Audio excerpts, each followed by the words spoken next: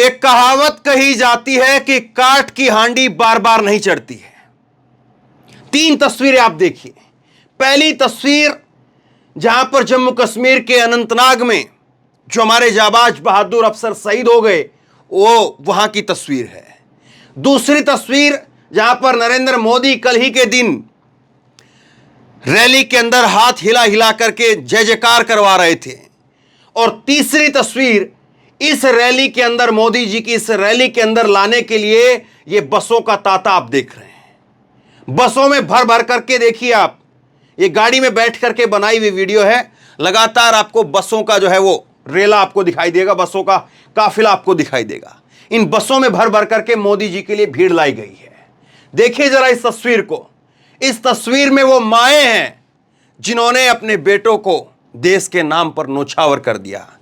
इस तस्वीर में वो पत्नी आपको दिखाई देगी, वो विधवा पत्नी आपको दिखाई देगी जिसने अपना सिंदूर देश के नाम कर दिया। इस तस्वीर में वो बहनें आपको दिखाई देंगी जो अब कलाई पर राखी नहीं बांध पाएंगी क्योंकि उनकी कलाई वो देश के लिए चली गई। ये तस्वीर ये कह रही है। देखिए किस तरह से परिवार वो बिलख रहा है, किस तरह से लोग वो बिलख रहे हैं। लेकिन एक ट्वीट तक नहीं आया साहब के। साहब से एक ट्वीट नहीं हो पाया। साहब बड़ी बड़ी राष्ट्रवाद की बात करते हैं। यह तस्वीर अनंतनाग की है और यह तस्वीर न्यू दिल्ली की है। सदियों तक याद रखा जाएगा कि इस तरह से भी देश के प्रधानमंत्री थे और इस तरह से भी शहादतों के ऊपर जो है वो फूल कहां पर बरसने चाहिए थे और फूल कहां पर बरस रहे हैं। ये चीजें भूल जाएंगे क्या लोग? और ये यहां पर मैं आपको बाकायदा एक एक करके बसें गिनवा दूंगा, कितनी बसें गिनिएगा। लेकिन क्या ये वाकई मोदी जी को शोभा देता था? और क्या ये लोगों का जो है गुस्सा है कि अब लोग आना नहीं चाहते हैं, लोगों को जबरन लाया जा रहा है क्योंकि लोग अब समझ रहे हैं कि जो राष्ट्रवाद की, जो देश प्रेम की, जो सेना की, जो शहीदों की, जो शहादत की बात करते हैं, उनके वजनों, उनके जो शब्द हैं उसमें वजन है या नहीं है, खोखले हैं। क्या लोगों को अब समझ में आ रहा है? और इसीलिए मोदी साहब की रैली में भीड़ नहीं आती है तो बसों का इतना बड़ा बड़ा काफिला लगाया जाता है। समझेंगे तो बहुत कुछ दिखेगा, नहीं समझेंगे तो कुछ भी नहीं है साहब। नहीं समझेंगे तो फिर मोदी की जय जयकार देखिए, वहां पर आपको समझ में आएगा। लेकिन अगर आप देखेंगे तो यहीं पर इन्हीं 3 तस्वीरों के अंदर सब कुछ छिपा हुआ है। इन्हीं में सब कुछ छिपा हुआ है। आगे हम आपको दिखाऊं किस तरह से कहां कहां पर क्या क्या हुआ है। और एक आगे और खबर दिखा देता हूं मैं आपको, वो आगे दिखाऊंगा। मध्य प्रदेश के अंदर ही बसों के जो ऑपरेटर्स हैं उन्होंने मना कर दिया कि हम बसें नहीं लगाएंगे। क्यों? क्योंकि बकाया 3 करोड़ रुपए वो मांग कर रहे थे कि बकाया 3 करोड़ रुपए वो पहले दिया जाए। वो पुरानी खबर है, वो भी मैं आपको दिखा दूंगा। तो सोचिए किस तरह से आज जो मोदी के नाम पर कहा जाता है, मोदी की तो इंटरनेशनल छवि हो गई है, मोदी के नाम पर तो दुनिया कांप रही है, मोदी के नाम पर यह हो रहा है, वो हो रहा है, ऐसा है, वैसा है, जो तमाम तरह के ढोल बजाए जाते हैं, उन ढोल की सच्चाई ये है। बस ये 3 तस्वीरें, ऐसा लगता है कि बस दिन भर बैठ करके इन 3 तस्वीरों को देखता रहूं यहां पर रोते बिलखते उस शहीद के परिवार को, देखता रहूं यहां पर रैली में अपनी जय जयकार करवाते हुए प्रधानमंत्री को, और देखता रहूं यहां पर बसों में लाई हुई उस भीड़ को। ये बसें बता रही हैं कि कैसे नरेंद्र मोदी जी की लोकप्रियता आज भी बरकरार है या सब कुछ खत्म हो चुका है। अब केवल जो है वो लीपापोती की जा रही है। क्या जरूरत थी कल इस रैली की?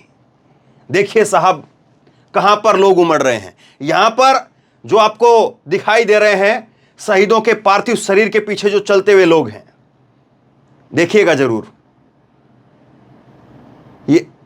ये देखिए, इसके पीछे जो चलते हुए लोग हैं, क्या वो भी बसों में भर कर लाए गए थे? उनकी वीडियो हमने नहीं देखी कि कहीं पर बसें की बसें लगी हुई हैं, लेकिन ये वीडियो मैं देख रहा हूं। देखिए इसमें कहां कहां से जो है वो लोग लाए गए हैं और ये पीछे जो है वो दिख रहा है। मैं आपको ये वीडियो जो है शुरुआत से दिखाता हूं और वीडियो को थोड़ा स्लो करते क्योंकि बहुत तेज वीडियो भाग रही है। और गिनने की कोशिश करिए कितने बसें यहां पर लगाई गई हैं, और इससे आगे भी बहुत सारे बसें हैं। 1 2 3 4 जनसभा पोस्टर लगे हुए हैं बाकायदा, इस पर देख लीजिए आप। तो इसी तरह से बसें हैं, मैं कितनी गिनूंगा, बहुत ज़्यादा बसें हैं। चलिए थोड़ा स्पीड बढ़ाते हैं। 5, 6, 7, 8, 9, 10, 11, 12, 13, 14, 15, 16, 17, 18, 19, 20, 21, 22, 23, 24, 25, 26। तो ये तांता लगा हुआ है साहब, कहां तक गिनेंगे हम लोग। हजारों हजारों बसें लगाई जा रही है। अब मैं आपको कुछ खबरें दिखाता हूं। पीएम मोदी की रैली में भीड़ जुटाने के लिए 2000 बसों का प्रबंध। देश के लोकप्रिय नेता के लिए डीएम का लिखा हुआ पत्र लीक हो गया। यह डीएम साहब का लिखा हुआ पत्र है, यह 6 नवंबर 2021 का। और पूर्वांचल एक्सप्रेसवे का उद्घाटन होना था, उस वक्त में डीएम ने लेटर लिखा और कहा कि 2000 बसों का इंतजाम किया जाए और उनके द्वारा लोगों को लाया जाएगा। यह एक खबर है। गिनते जाइए, आपको कितनी खबर दिखाता हूं मैं। एनडीटीवी की खबर है और ये 2018 की खबर है। और ये खबर कहती है कि पीएम मोदी की रैली के लिए ऑपरेटर्स ने बस देने से इनकार किया। कहा पहले 3 करोड़ रुपए बकाया चुकाओ। सोचिए 3 करोड़ रुपए में कहां कहां पर कितनी कितनी बसें ले जाई गई होंगी। 3 करोड़ रुपए कितना होता है मालूम है ना आपको। कहीं पर एक जगह पर बस जाती होगी तो उसका 5-10 हजार रुपए लगता होगा, बस इससे ज्यादा थोड़ी ना लगता होगा। 5,000 रुपए ज्यादा से ज्यादा। और इन बसों को कौन पैसा देता है? इनमें तेल केवल डलवाया जाता है कि तेल डलवा लो और चलो, बस पेट्रोल पंप पे बसें खड़ी कर दी, बाइक खड़ी कर दी, चलो तेल डलवाओ और चलते रहो। 100 रुपए का 200 रुपए का तेल डल गया, गाड़ियों में बसों में 1000 रुपए का 2000 रुपए का तेल डल गया, चलो।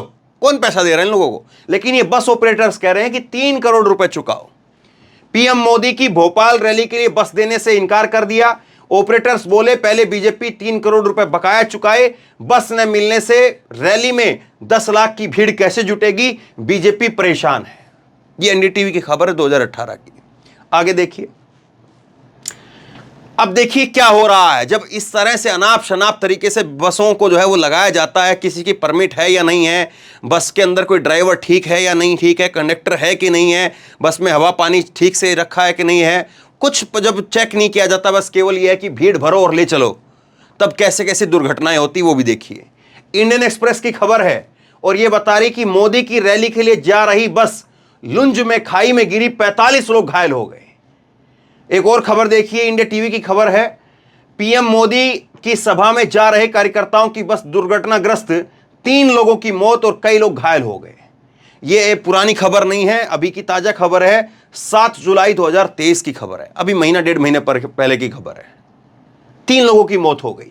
एक और खबर देखिए, वन इंडिया की खबर है और ये भी पुरानी नहीं है, 7 जुलाई की ही खबर है, 8 जुलाई की। पीएम मोदी की रैली में बीकानेर में जा रही बस का एक्सीडेंट, 12 लोग घायल हो गए। ये 7 जुलाई की खबर है। ये जो है वो खबर है बिलासपुर रायपुर की और ये खबर है बीकानेर की। एक दिन आगे पीछे जो है वो हुआ है। यहां पर 12 लोग घायल हुए हैं, यहां पर 3 लोगों की मौत हो गई है।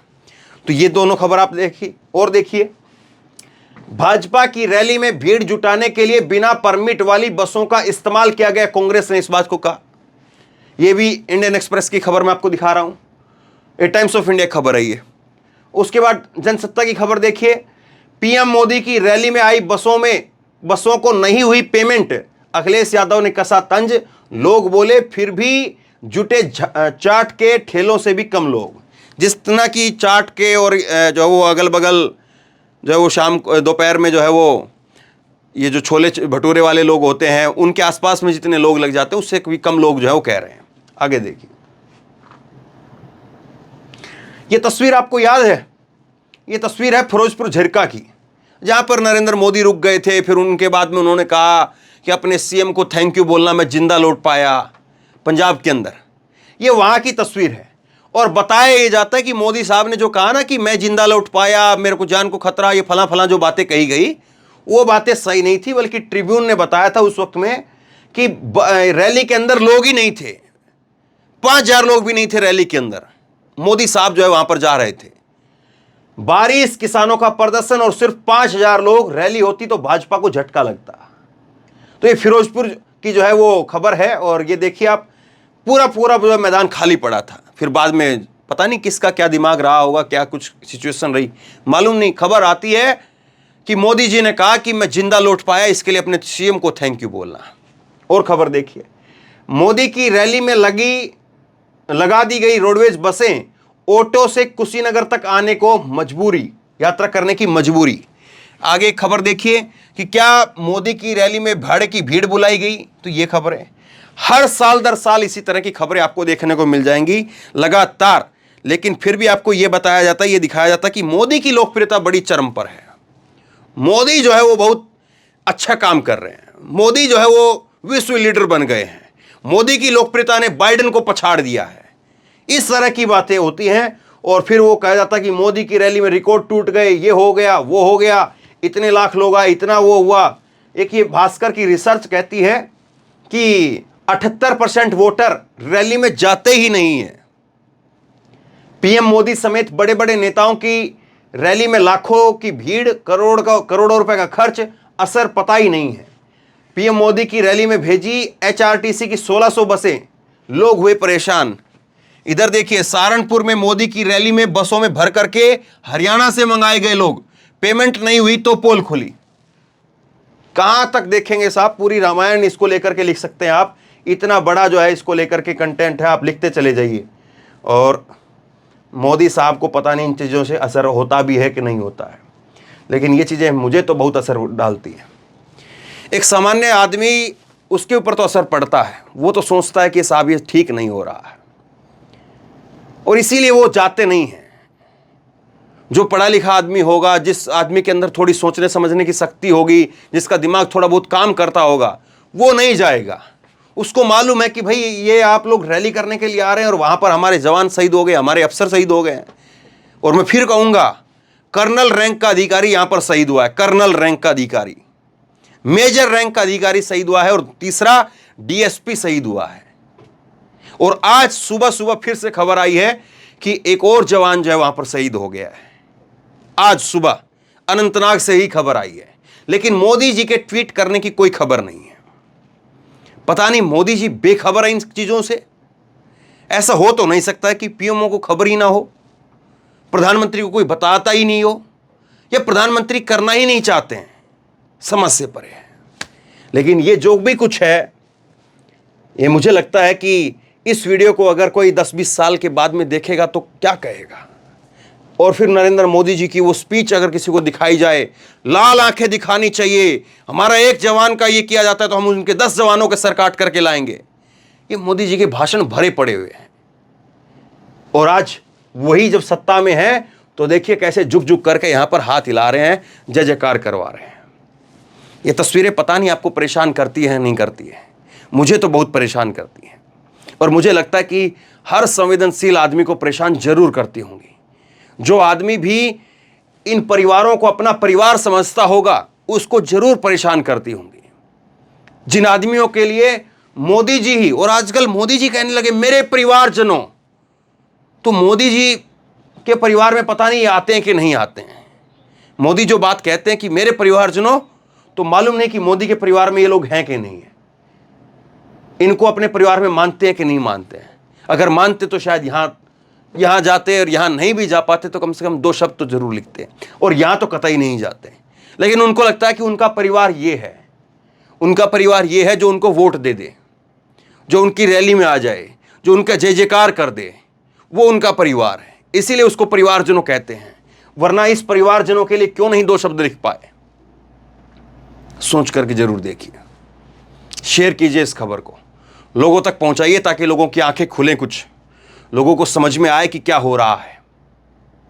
इसी तरह की तमाम खबरों के लिए ऑनलाइन न्यूज़ इंडिया को सब्सक्राइब कीजिए, ताकि आपको खबर जरूर मिले। क्योंकि टीवी पर ये चीज़ें नहीं चलती हैं, और टीवी देखना बंद कर दीजिए। जो चीज़ आपके हक की बात ही ना करे, उसको क्या देखना है। धन्यवाद।